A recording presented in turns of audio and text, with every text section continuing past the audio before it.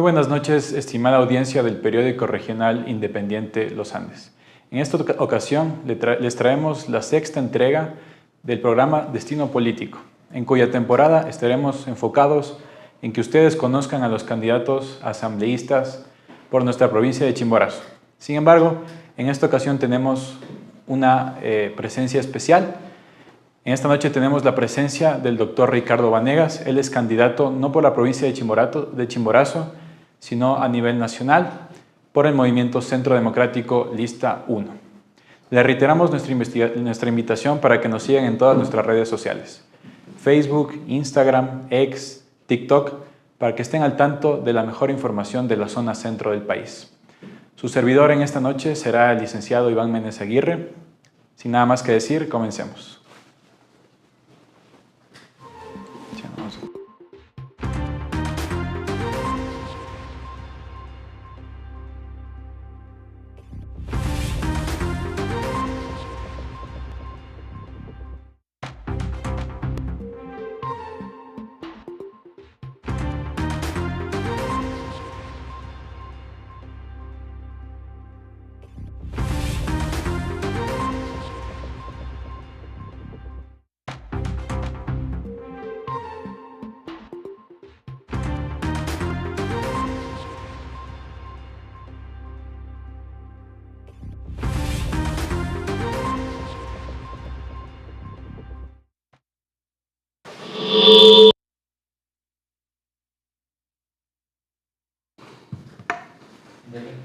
Doctor Vanegas, muy buenas noches. Muchas gracias por aceptar nuestra invitación. Vamos directo al grano. ¿Por qué quiere volver a la Asamblea Nacional? Buenas noches, Iván. Gracias por la invitación.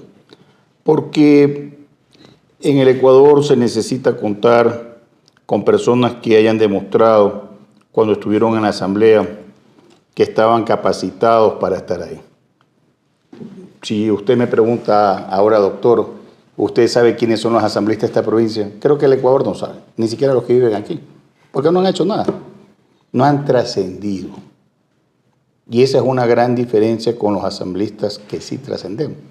Acabo de recorrer por varios sectores de la ciudad y todos me saludan con mucho afecto. Se toman fotos y me dicen que me van a apoyar.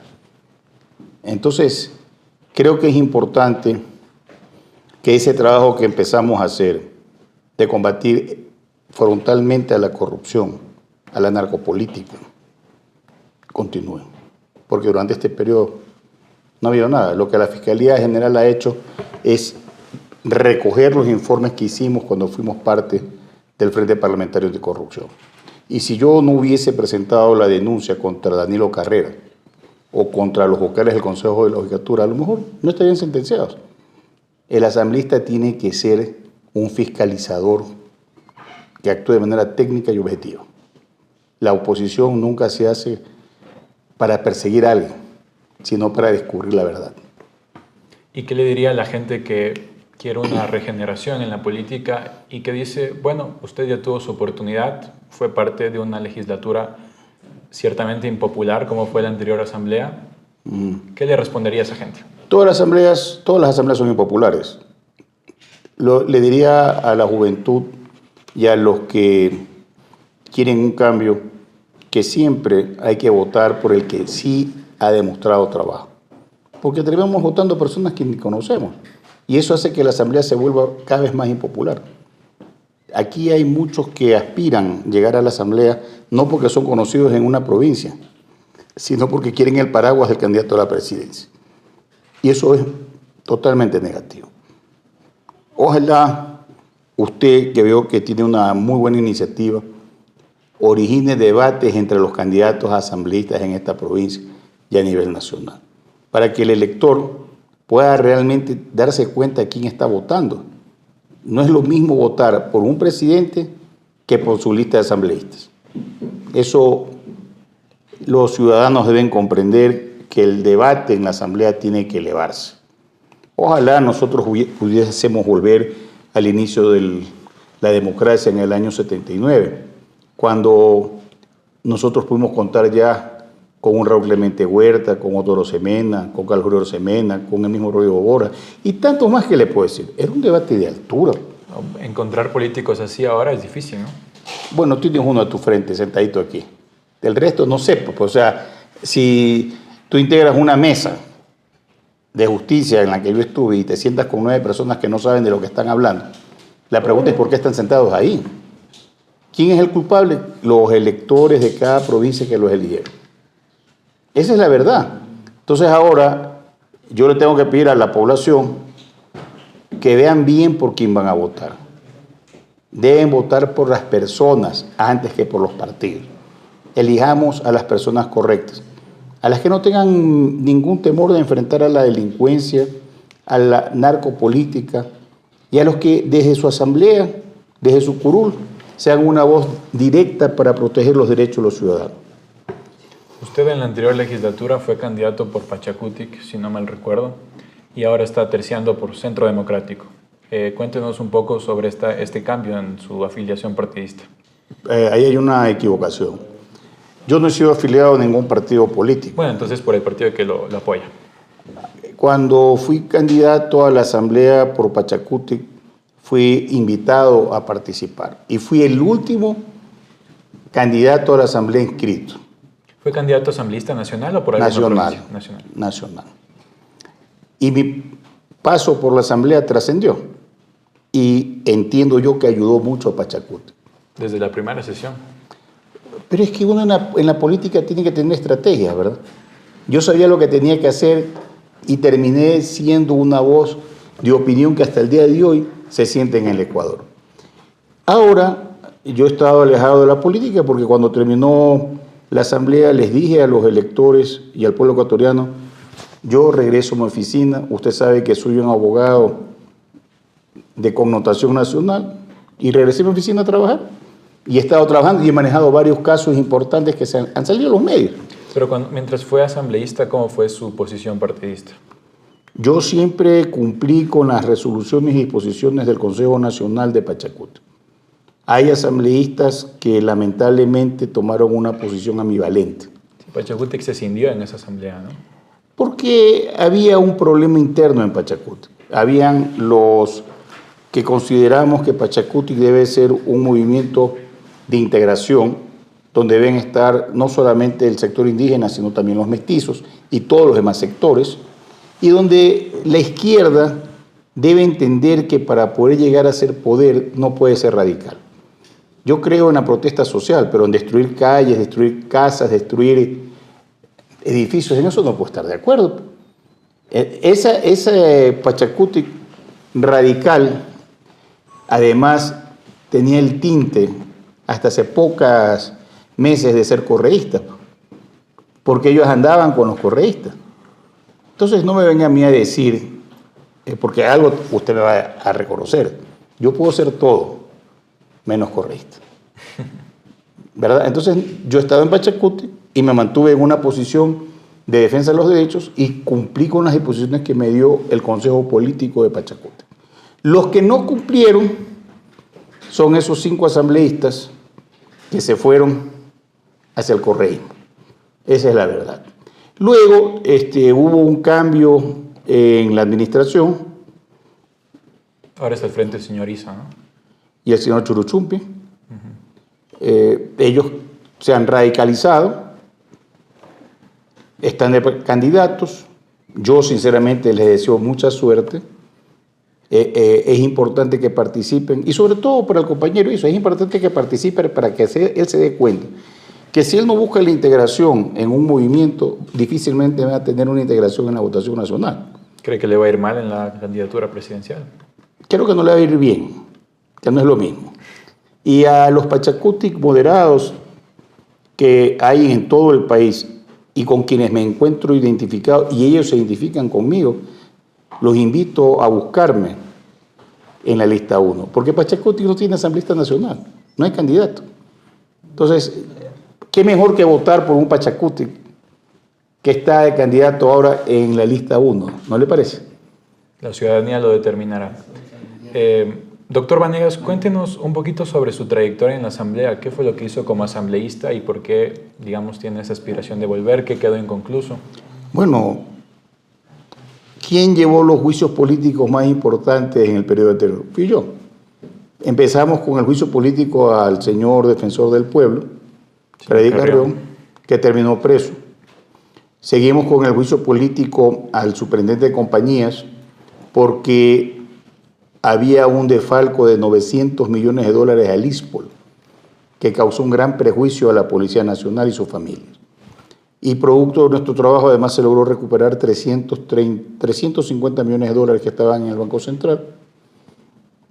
Y se logró advertir que el mago Cherres, que era el que había perjudicado a la policía, había participado en esto con otros generales de la policía y miembros del EPO. Y finalmente, el tercer juicio político que hicimos fue el de la ex ministra de Salud, que cambió la normativa en contratación pública y permitió que el Ministerio de Salud adquiera medicamentos caducados que fueron entregados a los ciudadanos. 3 juicios políticos que fueron con censura y destitución y que además generaron acciones penales, porque todos tienen acciones penales. Luego, el doctor Vanegas fue el que destapó la olla, no sé si usted se acuerda, y dije, aquí está el listado que tiene la Superintendencia de Compañías de todos los narcopolíticos, narcogenerales, narcomilitares y narcoempresarios, muchos de los cuales después de eso también ya no están entre los vivos, ¿no? Porque fueron asesinados por los sicariatos. Nosotros somos los que dijimos que los fotorradares o los radares que estaban en las carreteras no estaban calibrados y era un gran negocio. No sé si usted se acuerda que yo subí a uno de esos radares en la vía Guayaquil Salinas y se hizo toda una campaña mediática, pero fuimos nosotros. Nosotros somos los que dijimos que habían vallas que se comenzaron a colocar en Guayaquil sin ningún sustento. Denunciamos los negocios de los seguros, donde está involucrado el SAL de seguros. Denunciamos también la compra de un buque que quería hacer la Armada para la Antártida por 90 millones de dólares, que no se justificaba. Descubrimos que los radares de los buques en Armada no funcionaban. Bueno, y le puedo seguir diciendo tantos casos que presentamos en la Fiscalía donde el doctor Vanegas es el denunciante. Y gracias a lo cual se ha manejado todo esto. De la narcopolítica fuimos nosotros los que advertimos que la justicia estaba siendo controlada, de donde parió metástasis, purga y plaga. Pero fue nuestra investigación. Y eso yo le invito a usted y invito a los ciudadanos que revisen todos los juicios. Ahí están mis informes firmados por mí, porque yo hice los casos. Y luego nosotros defendimos posiciones en la Asamblea. Debe recordar que yo defendí la vida, porque soy pro vida. Y en la Asamblea presenté varios proyectos de ley, entre esos lo que tiene que ver con un endurecimiento en el COIP. Creo que cuando un menor de 18 años, entre 16 y 18 años, mata, es sicario, tiene que recibir la pena de un adulto. Eso no puede ser tratado como un menor. ¿Eso usted lo presentó en la legislatura? Claro, están todos los proyectos que he presentado. Pedí también en el tema del lavado de activos un cambio en la normativa que fue aprobado en esta asamblea, reformas a la ley de federación de abogados, reformas a la ley de la función legislativa. ¿Cuántos proyectos de ley presentó? En el primer año presenté, me parece que 11, y en el segundo 12. Y además de eso presenté informes de investigación, un montón. Yo me dediqué a trabajar, mientras otros se dedicaron a hacer negocios, ¿verdad? Algunos fueron reelectos y otros quieren volver a la Asamblea. Yo no sé para qué. Porque al menos usted, le aseguro que me puede preguntar y puede revisar las cosas que yo he hecho. Ahora lo invito a que vea lo que han hecho los otros. No se vaya muy lejos. Tienen en esta provincia candidatos que van a la reelección. Dígame qué han hecho ellos. Preguntémoslo a los electores. ¿Cómo quieren ellos volver a ser candidatos? Eso está mal y por eso es que el país no avanza. Todos recordamos cómo terminó esa Asamblea Nacional, sí, que fue a través del juicio político y que no se concretó al final, y se dio la muerte cruzada. ¿Cómo fue su actuación en el juicio político y cómo tomó el que el presidente Lasso haya disuelto la Asamblea y los haya mandado a la cárcel? Yo soy un hombre que cree siempre en que una persona solamente es culpable cuando se demuestra objetivamente que ha cometido una falta y se le demuestra con pruebas. El juicio político contra Lazo era la consecuencia de que dos partidos, que en este caso era el Partido Social Cristiano, los correístas y luego los disidentes de la izquierda democrática, querían sacarlo para desestabilizar la democracia. ¿Usted cree que era una desestabilización de la democracia? Desde el primer día. Ellos querían sacar al Contralor, al Procurador, al Consejo de Judicatura, al Fiscal General, al Presidente de la República. Sacaron a Guadalupe Llori. Desde el primer día. ¿No cree que el presidente Lazo tuvo responsabilidad penal en todo el caso Flopec? Perdón, política, no penal. En el caso Flopec, la investigación que nosotros hicimos y que reposa en la Fiscalía demostraba sin lugar a dudas que había un peculado en el que no participó Lazo. Porque si usted revisa mi informe y revisa la investigación que se ha hecho, él no aparece. Mire, no hay que confundirse. Cuando los asambleístas querían hablar conmigo de derecho penal o derecho criminal, tenían un gran problema. Usted sabe que yo soy profesor de Derecho Penal y Constitucional hace más de 33 años, ¿no? Y ejerzo la profesión en esas áreas. Si algo sé es eso. Y entonces yo les decía a ellos, a ver, ustedes consiguen un informe de la Corte Constitucional que se basa en la verosimilidad, que no es lo mismo que sea la verdad. Mañana alguien me dice que usted le ha puesto los cuernos a su mujer. Eso es un chisme. ¿Qué es lo que tengo que hacer yo? No, tiene que probarlo, evidentemente. Por supuesto, tiene que probarlo. Y si no lo logras probar... Sí, pero el juicio político funciona de una manera distinta, ¿no? Funciona atendiendo lo que dice la Constitución. Tiene que haber el peculado. No es el cuento, el chisme. Tiene que haber la certeza de que hay el peculado. La Corte Constitucional nunca dijo que había peculado. Aprobó el juicio político, sin embargo. Dijo verosimilidad. Creo lo que están diciendo, pero ustedes tienen que demostrarlo. ¿Usted cree que en ese momento la Corte debía frenar el juicio político? No, la Corte hizo lo correcto, porque está aplicando reglas de aplicación. Mañana usted plantea un juicio político y usted le cuenta una historia a la Corte. La Corte no entra a juzgar si es verdad o si es mentira. No tiene esa competencia. Por supuesto, entonces, dele. ¿A quién le corresponde demostrar eso? A la justicia. Pero si usted está en un juicio político, tiene que mostrar las pruebas. Cuando usted vio el juicio político, y yo le preguntaba a los asambleístas, ¿y dónde está la prueba? ¿Dónde está la demostración que Lazo participó en esto? No había. Había sí la intención de una oposición que quería, sin tener la razón, con los votos sacar un presidente. Y eso está mal. Eso no es correcto. Les advertí a los asambleístas. Esto en mis intervenciones en la asamblea, cuando yo les decía, oye, dejen de estar perdiendo el tiempo y presenten la denuncia. Hagan la denuncia y preséntenla bien.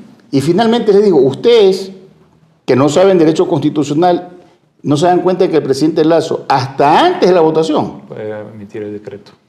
Y después de eso, ¿qué pasó? Fue el asambleísta Torres y varios asambleístas a la Corte Constitucional a decir que eso era inconstitucional. ¿Y qué le dijo la Corte? ¡Los batió! Sí, yo recuerdo que el señor Torres fue incluso vicepresidente electo, ¿no? Justo antes de la muerte cruzada. Pero le estoy diciendo, ellos son políticos, pero desconocen la normativa constitucional. Ahora, ese problema que tuvo esa asamblea la ha tenido esta, y la tiene el gobierno.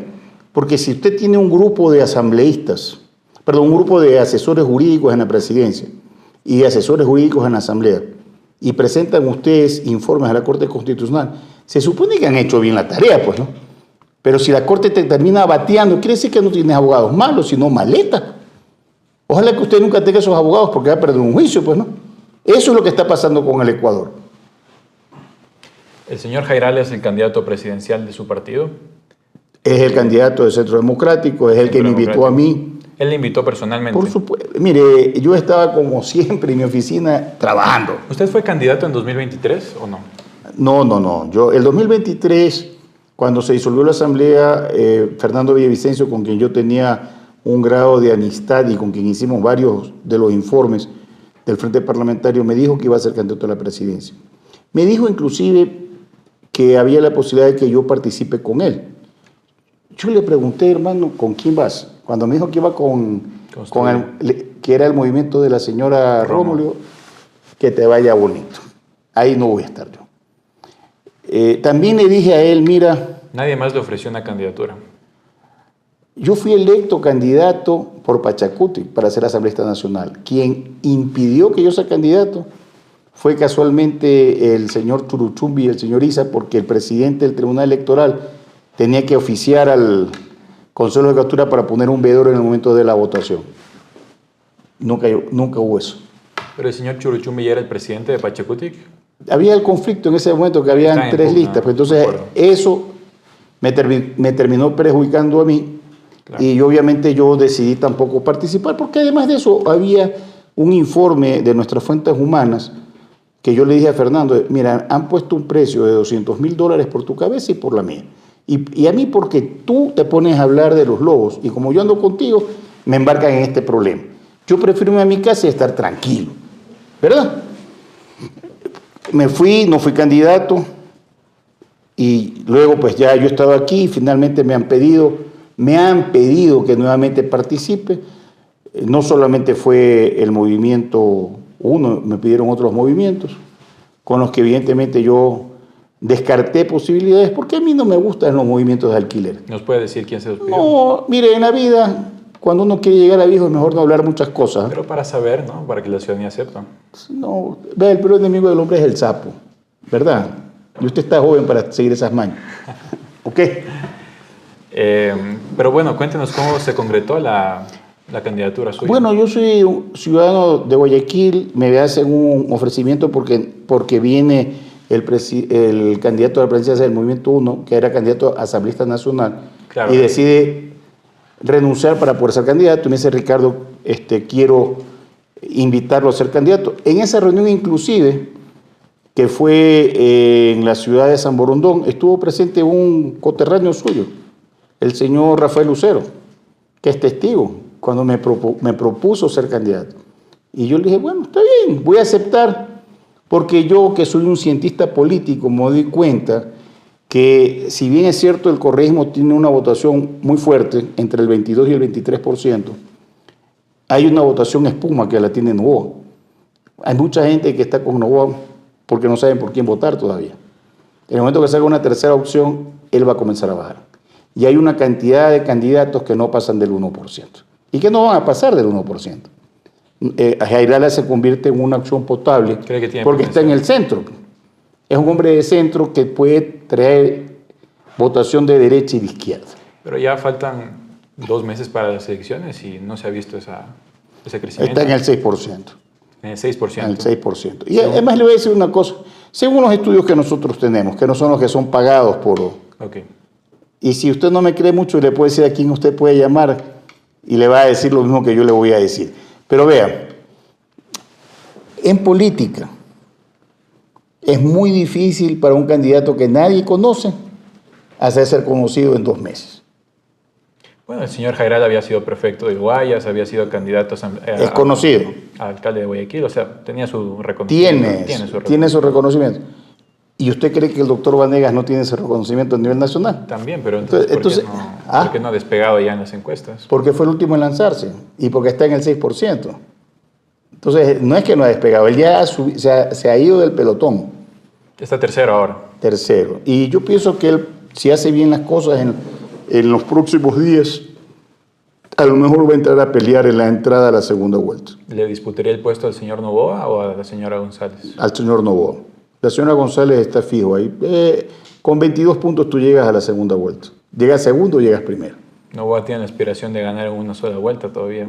Bueno, él tiene muchas aspiraciones, como que mañana ya no va a haber apagones. Entonces son aspiraciones. En la vida uno aspira a muchas cosas. La vez anterior él llegó al debate con el 1.3, me parece.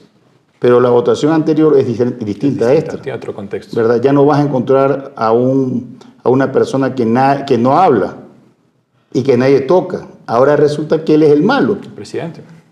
Bueno, y es que el problema es que cuando usted es joven, ¿verdad? ¿Usted es casado o soltero? Soltero. Entonces usted todavía sigue prometiendo cosas, ¿verdad? El día que usted se casa y no cumple, tiene un problema. Es lo que le pasa a él. Él prometió a todos y no cumplió nada de lo que prometió. ¿Cómo ve el gobierno del presidente Noboa? En la M. Así, yo soy muy directo en mis cosas. No es que un gobierno lleno de improvisados, un gobierno que termina diciendo hoy día que necesita cambiar su política en la lucha contra la inseguridad no está sino reconociendo que no hay ningún plan Fénix. ¿Cree que no existe el plan Fénix? ¿Y dónde está ese plan? Yo le hago una pregunta a los ciudadanos de este Riobamba y de la provincia. A ver, si nos vamos a una guerra, ¿verdad? ¿A qué vamos a la guerra? En teoría estamos en conflicto armado interno. ¿A qué vamos a la guerra? Si usted me invita a mí a la guerra, ¿a qué vamos? ¿A mirar o a matar? ¿A qué vamos? Si usted tiene el enemigo ahí al frente, ¿para qué va a la guerra? ¿A negociar o a matar? Es a matar, pues. Entonces, cuando usted va a la guerra, ¿va a morir o a matar? En esta guerra lo que hemos visto es que los militares y los policías salen a pasear en sus carros, salen en los titulares, ya llegaron los militares y la policía. Pasó el desfile y siguen los muertos.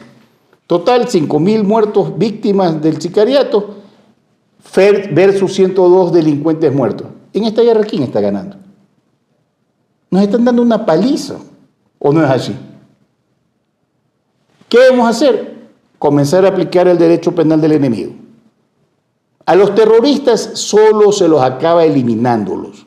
Cuéntenos más sobre el plan del señor Jairala y de su movimiento para combatir la inseguridad. Lo que yo le he pedido al señor Jairala es que desde la legislación, en la bancada que vamos a tener, tenemos que implementar un verdadero combate a la inseguridad. ¿Y eso cómo se hace? Cambiando el Código Integral Penal. Porque el terrorista no es igual que el delincuente. Aquí podemos estar en este momento y pueden entrar unos ladrones, es decir, arriba las manos y se llevan todos los teléfonos. Eso es un robo. No traiga mal augurio, por favor. Le estoy poniendo el ejemplo para que lo entienda. Pero también puede ser que vengan aquí los señores y en vez de pedirnos los teléfonos, les echan bala a todos ustedes menos a mí, pues, ¿no? Porque para mí que me van a matar, pero los matan al resto. ¿Correcto? ¿Qué tenemos ahí? Tenemos un sicariato. Pues. ¿Usted cree que ese delincuente tiene que ser tratado igual que el primer delincuente? No, pues. ¿Qué reformas proponen el COIP? Eliminar a los delincuentes que son terroristas. Yo quiero ir más allá. ¿Quiere plantear la pena de muerte? La pena de muerte no puede existir, pues. Yo lo que estoy diciendo es que si estás en una guerra, en la guerra se dispara, se elimina. Sí, pero ¿cómo sería esa reforma? Pidiéndole a la policía que actúe, a los militares que actúen. O sea, eso desde el gobierno potencial de Jimmy Jairala le pedirían a la fuerza pública. Amparado en la legislación. Cuando ustedes vayan a un conflicto con los delincuentes que son terroristas, disparen. No estén esperando que les disparen. No, pues entonces, ¿qué policía va a actuar? Si primero me tienes que disparar, porque si disparo primero termino preso. No, aquí hay un acto en donde ustedes ven que hay gente que es terrorista, eliminen. Tienen que eliminarlos. ¿Tienen algún plan para combatir la inseguridad? Porque esta es una acción muy puntual, pero algún plan concatenado. Pero es que, a ver, perdóneme usted, si la política criminal no cambia en este país, si no se combate efectivamente a los delincuentes que son terroristas, todos los más planes van a fracasar. Esta es la acción más inmediata. Usted mate el mal, se lo voy a poner de otra manera. Usted tiene un tumor. ¿Qué es lo que tiene que hacer si tiene un tumor? Tiene que sacárselo. O sea, toda su política criminal va a estar basada en esta acción. No. Viene la otra parte. En los barrios populares de las ciudades, usted va a encontrar núcleos criminológicos. ¿Por qué? Porque las personas pobres, si no tienen educación, si no tienen salud, si no tienen vivienda, si no tienen trabajo, es decir, tienen hambre, ¿hacia dónde van? A la delincuencia. Entonces, ¿qué es lo que tiene que hacer un gobierno? Tiene que atender lo social. Lo social no es regalarles 10.000 cocinas de inducción que han estado guardadas 6 años por época electoral. Lo social es darle a la gente trabajo, darle educación, darle salud. Y entonces usted se va a dar cuenta que esos niños ya no van a poder ser lo que capta la delincuencia para que se conviertan en delincuentes. Porque si usted no hace eso, si usted solamente se dedica a matar, esos van a ser los que los van a reemplazar. Son dos cosas que hay que hacer al mismo tiempo, no una. Y también es equivocado pensar en un gobierno que porque tú mandas a los militares en carros, los delincuentes se van a asustar. Los delincuentes no se van a asustar. Los delincuentes van a migrar. Aquí nomás en Baboyasta, en Ambato, acaba de subir la muerte violenta en un 48%. ¿Por qué? Porque los que están acá estaban en Durán, a lo mejor en Esmeraldas, en Santa Elena, como hay militares, migran. Oiga, yo vivo en la zona 8, en la provincia del Guayas. Todos los días secuestran gente. Todos los días matan. Y todos los días vacunan. Usted vive en una tierra de paz. Eso tiene que cambiar. La inseguridad trae como consecuencia que se cierren negocios pequeños, que los profesionales que están siendo vacunados decidan migrar, que las personas corran el riesgo de ser secuestradas. Entonces, eso no está bien, eso no es correcto. Y las respuestas que da el gobierno a esto es que ellos están haciendo algo. O sea, esto no es cuestión de hacer algo, esto es cuestión de hacer todo. Y para eso se necesita un plan y una decisión clara de parte del gobierno. En esto usted me va a decir, doctor, usted es muy radical. Mire, yo nunca voté por Febres Cordero, pero yo sí le reconozco algo al presidente Febres Cordero. Si él no hubiese actuado como actuó con Alfaro Firi, a lo mejor el Ecuador estaba peor. Y eso es lo que se necesita. Se necesita alguien que no tenga temor.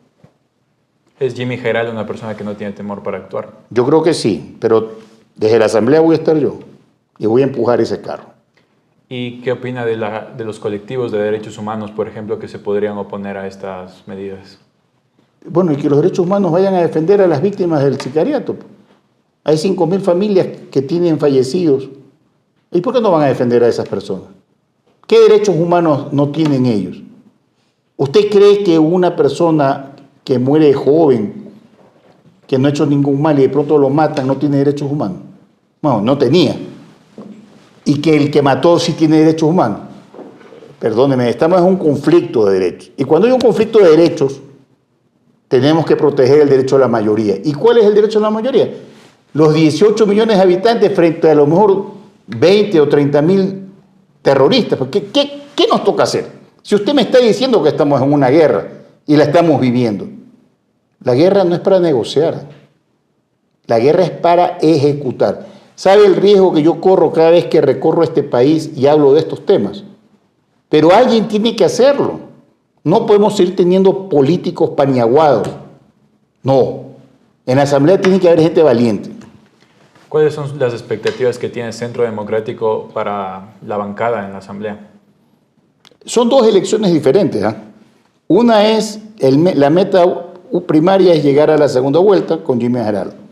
Y la otra es que el doctor Vanegas, que encabeza la lista de asambleístas nacionales, consiga meter por lo menos entre 20 y 22 asambleístas a nivel del país. Son dos metas diferentes y son dos elecciones distintas. Ojalá que lo que usted está haciendo hoy lo haga de una manera mucho más profunda. ¿Por qué no invita al resto de asambleístas nacionales a un debate conmigo? Que vengan. Ya el otro día me invitaron a debatir con Lucio Gutiérrez. Le fue muy mal. Ojalá los otros 10 que quedan tengan la capacidad de debatir. ¿Y sabe por qué le digo esto? Porque el pueblo ecuatoriano tiene que saber quiénes son sus asambleístas antes de elegirlos, pues. Porque si no terminan eligiendo gente que no debería estar ahí. Yo los invito. Eso el pueblo ecuatoriano tiene el derecho de saber. Por eso yo celebro el debate de los candidatos a la presidencia. ¿Cree que debería replicarse uno para los candidatos asambleístas nacionales? Pero por supuesto, y usted lo que está haciendo aquí, lo felicito, pero póngalos a los 5, a los 6, a los 7. Pero tendrían que venir, ¿no? Pero si ni siquiera sabemos quiénes son, pues. También es cierto. Usted, perdóneme, si usted me dice quiénes son los asambleístas de esta provincia, ¿quiénes serán? ¿Cuándo los eligieron? ¿Qué han hecho? ¿Qué le ofrece usted a la ciudadanía de Chimborazo, quien es la que le está viendo ahora mismo? Conmigo van a ver mano dura desde la Asamblea. Voy a seguir haciendo lo que hice desde antes. Yo no iba a decir una cosa que no puedo decir en televisión. Creo que lo decía Febres Cordero. Todos lo sabemos. Yo, firme. Todos sabemos lo que decía el doctor Febres Cordero. Bueno, el doctor Vanegas piensa igualito. En esto no hay que tener temores.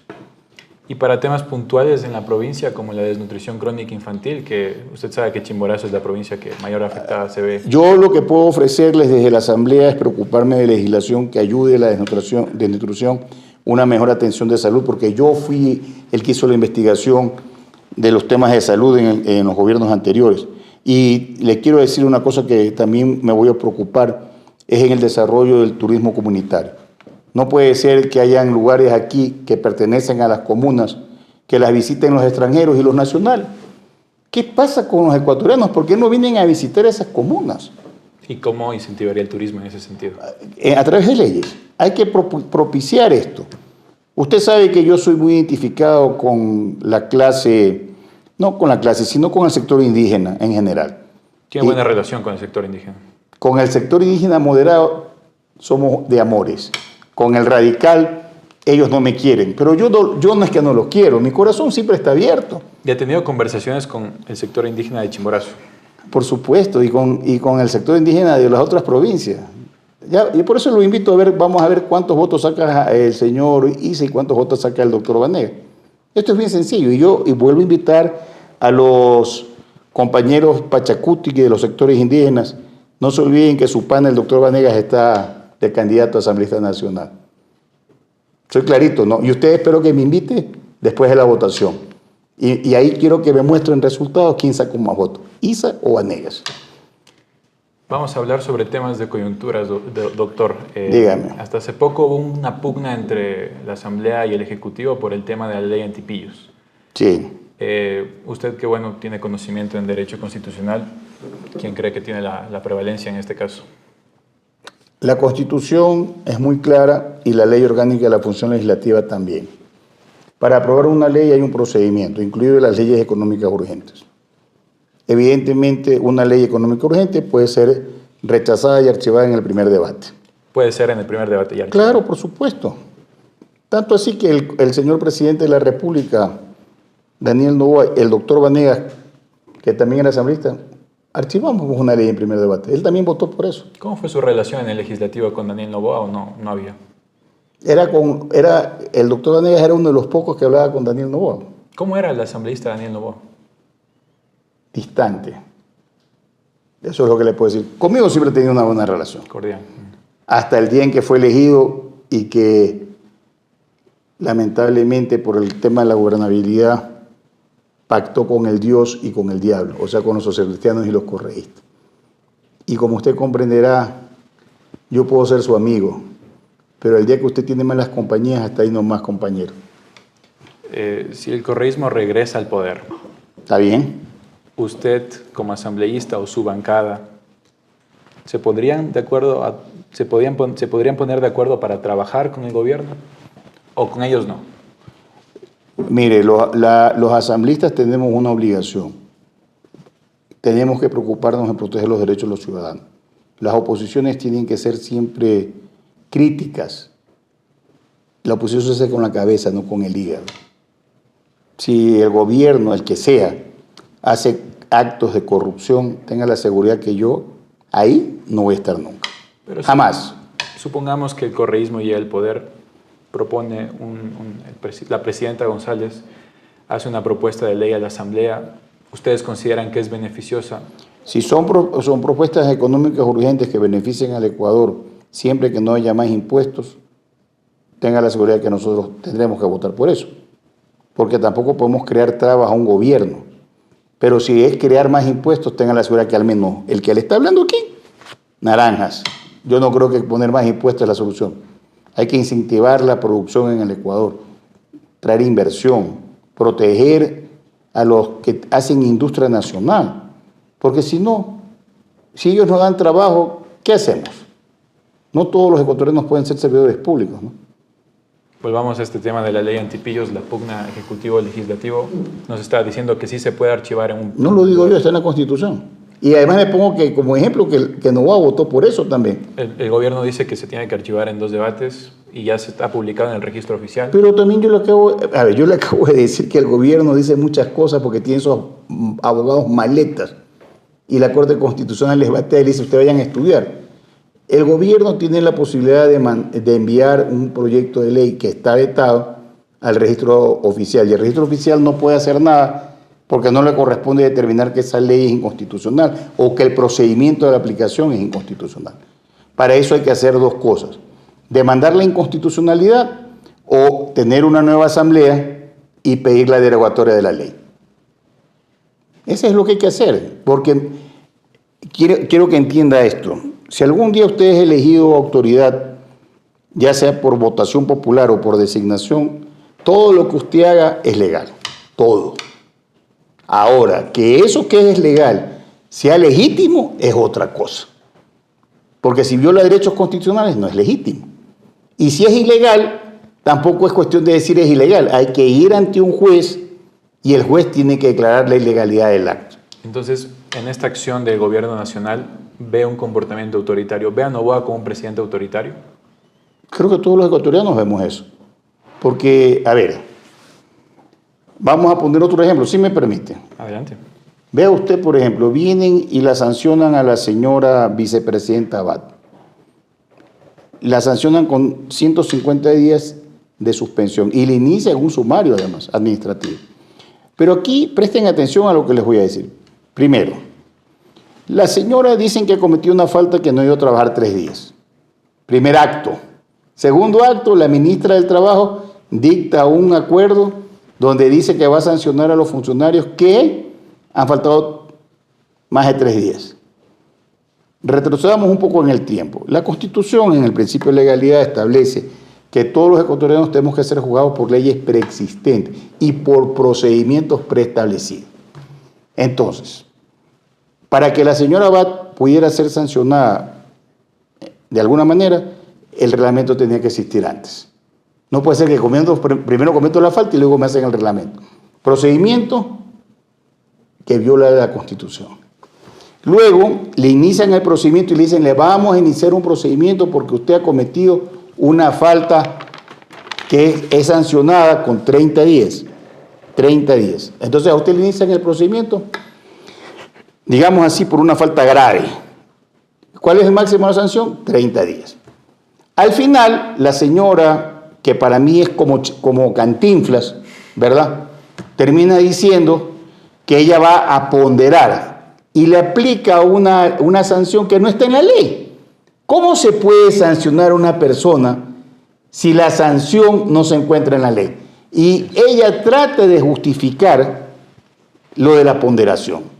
Ha cometido la violación cuando dictó el reglamento. Ha cometido la violación cuando inició el procedimiento. Es para que los ecuatorianos entiendan. Si usted le inicia una instrucción fiscal por el delito de asesinato, no lo pueden, durante el desarrollo de la etapa de juicio, no lo pueden sentenciar por tortura, pues. Porque entonces han violado todo el procedimiento. Y luego, no le pueden aplicar una sanción que no está en la ley. Ayer que le preguntó la jueza varias veces a la señora ministra del Trabajo, ¿en qué parte de la ley? Ella se puso a leer, igual que el otro, el abogado anterior. Y nunca encontró la respuesta porque no la va a encontrar. Entonces la señora, ministra del Trabajo, puede salir en los medios de comunicación y puede decir todo lo que quiera, porque es libre de decir lo que quiera. Pero, perdóneme, a una persona que sabe, a un juez constitucional, ella no le puede decir lo que ella quiera. Porque la ignorancia de unos, ¿verdad?, se acaba cuando se encuentra con alguien que sabe. Aquí puede venir ella y contarle su historia y usted le va a decir, tiene razón. Ahora que venga a hablar conmigo para ver en dónde tiene la razón. Ella no tiene la razón. Y eso es una actitud autoritaria. La Constitución es así. Solo hay que leer el artículo 424 y 425 de la Constitución. Esto es lo primero. Y luego vienen las orgánicas, las leyes especiales, un rango en la pirámide de Kelsen. Aquí, cuando el presidente de la Noboa, en vez de aplicar este orden, dice, sí, pero yo estoy acá arriba, se acabó todo. Por eso estamos en la M. Porque aquí sí hay autoritarismo. Si usted me dice que no hay, estamos fregados. Yo le digo lo que es. Y invito al pueblo ecuatoriano, no podemos votar por autoritarismo. Tenemos que votar para que los que vayan a la asamblea sean los que tengan la capacidad de enfrentar esto. Esto no es cuestión solamente de votos. Esto es cuestión de conocimiento. a los jóvenes que nos pueden escuchar, yo les tengo que decir a ustedes, si algún día quieren llegar a trascender, tienen que estudiar, porque el conocimiento te da poder. Poder, el poder está en el conocimiento. Le voy a poner en un escenario distópico para usted. Póngame lo que usted quiera. Segunda vuelta, Sí. Daniel Noboa contra Luisa González. ¿Qué harían desde Centro Democrático? No sé qué va a hacer Centro Democrático porque no puedo hablar a nombre de... Pero usted es candidato de ese movimiento. Pero no puedo hablar a nombre del movimiento. Pues. Ok. Le puedo decir lo que yo sí haría. Tenga la seguridad que por una persona que ha defraudado a muchos ecuatorianos y que no ha resuelto los problemas en el tiempo que ha gobernado, no debería tener otra oportunidad para estar sentado ahí. Soy ¿Votaría claro. por Luisa González? Al menos por Noboa no voy a votar. Perfecto. Doctor Vanegas, por temas de tiempo vamos a ir a unas preguntas con respuestas cortas sobre diversos temas para que la ciudadanía conozca su apreciación. El aborto, En contra. en todos los casos. Bueno, el aborto que se produce por un acto de violación o para salvar una vida, obviamente. ¿Y por incesto, por ejemplo? Pero es una violación. Po. El incesto no es una cosa que se hace con voluntad. Normalmente no, claro. Ah. ¿Qué opina de que la Corte haya despenalizado el aborto por violación? La Corte Constitucional dijo que había que despenalizar el aborto y le mandó la tarea a la Defensoría del Pueblo. La Defensoría del Pueblo hizo un mamatreto diciendo que a las 28 semanas se podía despenalizar. El doctor Vanegas fue el abanderado de la lucha en contra de eso desde la Asamblea Nacional. Usted puede revisar en las redes sociales. Y finalmente, el presidente Lasso dispuso que esto sea en 14 meses. ¿Por qué le digo al presidente 14 Lasso? semanas. 14 semanas. Y le digo ¿por qué? Porque cuando él hizo el veto parcial, llegó a la Comisión de Justicia, y en la Comisión de Justicia los ilustres asambleístas conocedores del derecho constitucional dijeron lo que el presidente ha querido decir es que estas normativas son inconstitucionales porque ellos proponían que sean a las 18 semanas y resolvieron enviar esto a consulta a la Corte Constitucional. Votaron todos los que estaban y yo les dije, ustedes están cometiendo una verdadera tontería. Cuando el presidente dice que es inconstitucional, tiene que expresarlo. Ustedes no pueden pensar por él. Los señores tuvieron el atrevimiento de decirme, doctor, usted no sabe nada de derecho constitucional. Se fue a la Corte Constitucional y la Corte lo devolvió. Y les digo, pónganse a estudiar.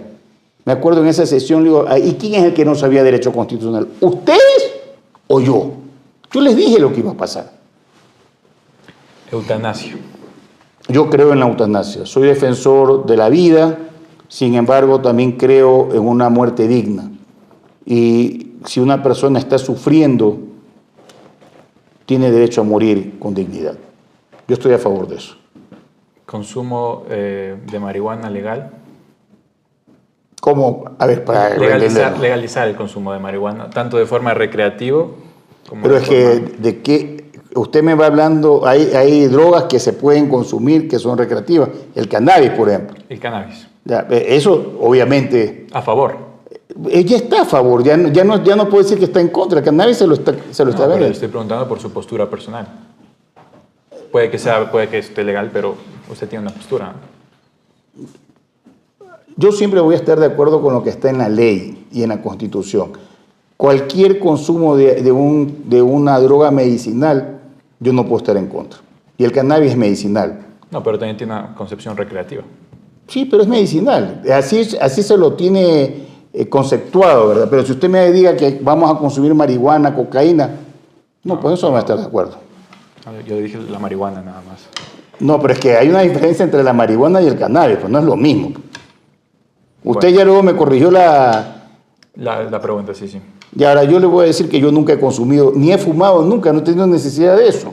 Pero yo soy un hombre que cree en los derechos. Si a usted mañana le gusta fumar, fume. Eso es su problema. Y si le gusta el cannabis, fúmelo también. O cómase, lo que quiera hacer.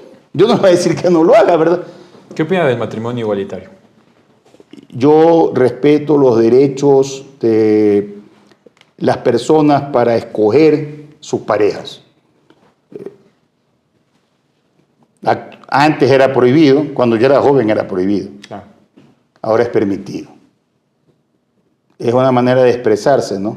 Pero ¿le parece bien que sea legal? Creo que es una evolución que ha tenido los seres humanos, y siempre que ellos mantengan sus relaciones y no induzcan a un tercero, me imagino a tener hijos. ¿Y la adopción de padres del mismo sexo? Yo no creo que eso está bien. No creo que está bien. Los menores deben estar en un hogar formado por el papá y la mamá. Entiendo. ¿Cómo ve usted el fenómeno del feminismo? El feminismo no es malo, siempre que se lo sepa llevar en luchas coherentes, ¿verdad? Pero yo no puedo estar en contra de eso. Mire, si yo no apoyara la protesta social y a los grupos sociales, sería contrario a todo lo que creo. Si las mujeres no hubiesen salido a las calles a pedir y a luchar para poder ser tratadas de igual forma y poder votar e ir a las universidades, ¿verdad? En este momento no tendrían lo que tienen. Y usted, que todavía es soltero, no sería sujeto al gobierno de ellas en sus hogares.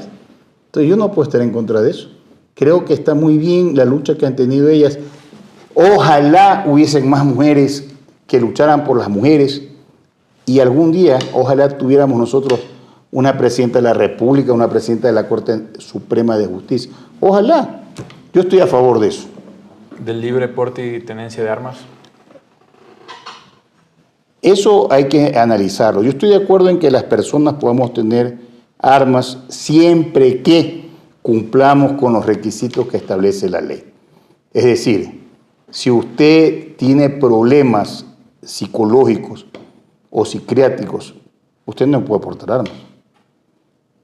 Hay que cumplir los requisitos. Actualmente las personas que pertenecen al club de tiro les dan armas, pero el arma no es para que todo el mundo las tenga. Claro. Pero, por ejemplo, el caso de Estados Unidos, donde hay muchas facilidades para comprar armas, ¿cómo ves? De acuerdo a los estados. Claro, depende del estado. Pero es que estás hablando de un país que en derecho está mucho más avanzado que nosotros. No, pero igual tienen, por ejemplo, tiroteos en las escuelas. Pero, a ver, volvemos a lo mismo. Estamos hablando en un país donde el desarrollo de derecho es más grande que el nuestro. Yo no puedo estar de acuerdo en que todos tengan armas. He sido claro. Hay que tener ciertos parámetros de calificación para la compra de las armas. Además que las armas, cuando se venden, siempre se sabe qué arma es, qué número de arma es y quién la compra. Debería estar registrado eso, ¿no? Todos los que tienen armas legalmente están registrados. Los terroristas, guerrilleros, tienen armas que no están registradas y que son mejor que la policía. O sea, usted no puede mandar a un policía con un revólver para que el otro le salga con un fusil. Claro. Es una cosa de locos, pues, ¿no? Doctor Vanegas, muchísimas gracias por esta entrevista. Por favor, un mensaje para la ciudadanía de Chimborazo y del país. No los voy a poder ver hasta que nuevamente me inviten en la época de campaña, así que les deseo una feliz Navidad y que el próximo año todo sea mejor, pero para eso también escojan bien. Cordialmente invitado siempre. ¿Cómo no? Muchas gracias.